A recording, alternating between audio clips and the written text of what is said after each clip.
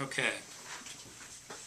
Okay, and after the end of these questions, if you want to just do that thing we did last time where you're just staring in the camera, but I'll remind you again Okay. once we get to the end, but just a heads up. So I didn't prepare these questions because Mark is more of the expert on this, so I'm just going to read what he wrote and hopefully it makes sense to you because it is not to me. So Not a problem. I'm just trying to be honest. Yeah. So this is the whole, again, structured settlement, settlement planning, and personal injury industries. So is there anything you see in this bill from last week or the revised markups this week that would indicate that either IRC Section 104 or Section 130 would be under attack? In large part, no, which I think is a good thing for lawyers and clients receiving injury awards, and for the structured settlement industry, life insurance companies, etc., and settlement brokers. First of all, Section 104, which is the personal physical injury exclusion. It would be hard to imagine that one going backwards. It's been in the law for 80 years. It's changed over time. But no, there's no impact that I can see on that.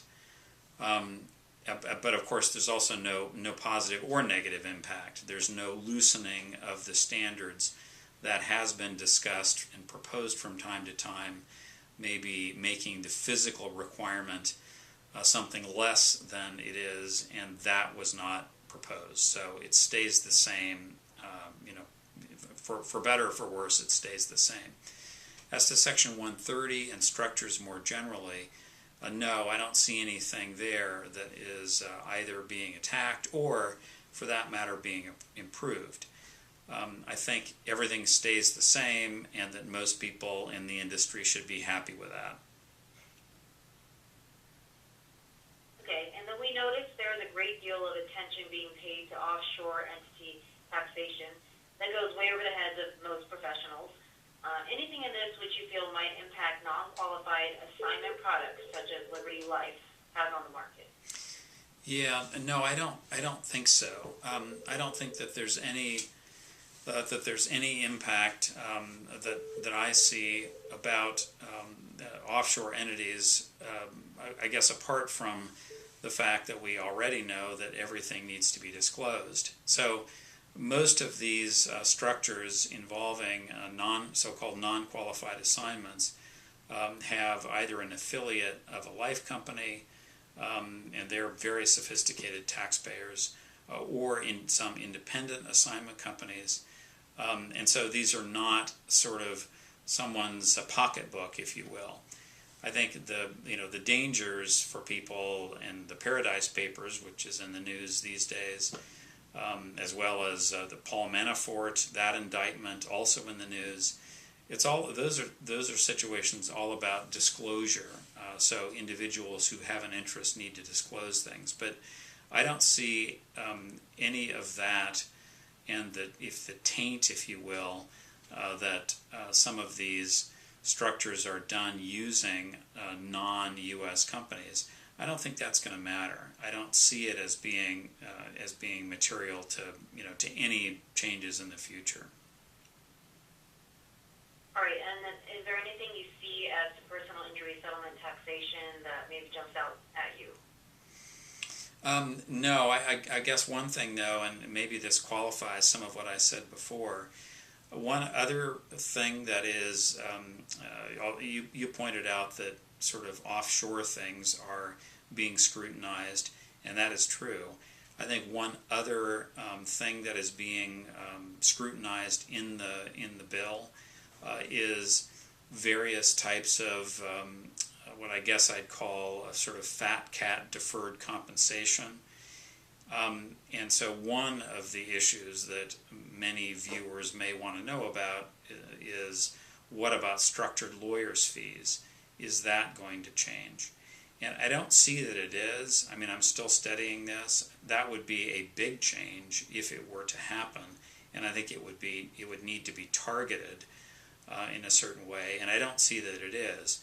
But I merely mention it because I think that there is more focus on deferred compensation, and that could in the future, I think, lead to more focus on contingent lawyers being able to structure their lawyers' fees. For now, I think they're okay. Okay, and that basically leads into Mark's next question, and it was about structured attorney fees, and more specifically, and you basically touched on this, but if there's anything more you want to add to, do these high tax rates and removal of a lot of deductions make the decision to spread out fees over a period of years so as to move income into potentially lower tax brackets make more sense the way this looks?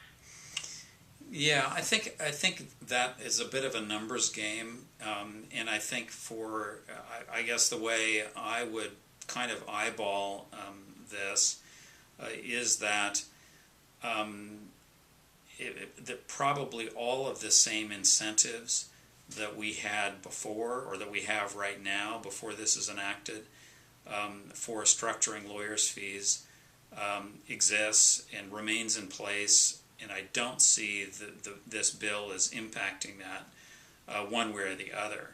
I think for most people, I say that. I think for some individuals who run the numbers, they may be slightly better off or slightly worse off, but I think the numbers are quite consistent.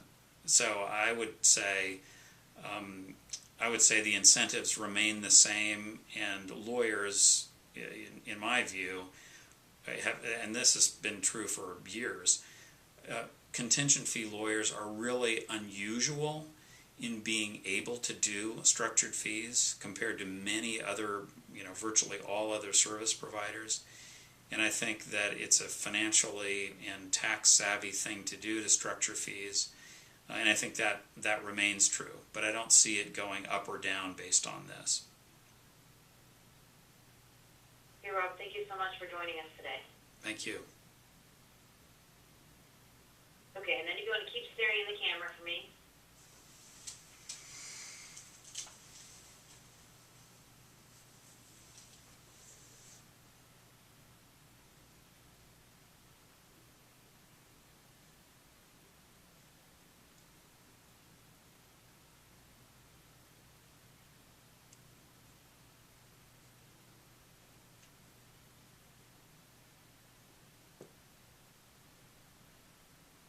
Okay, that should be good.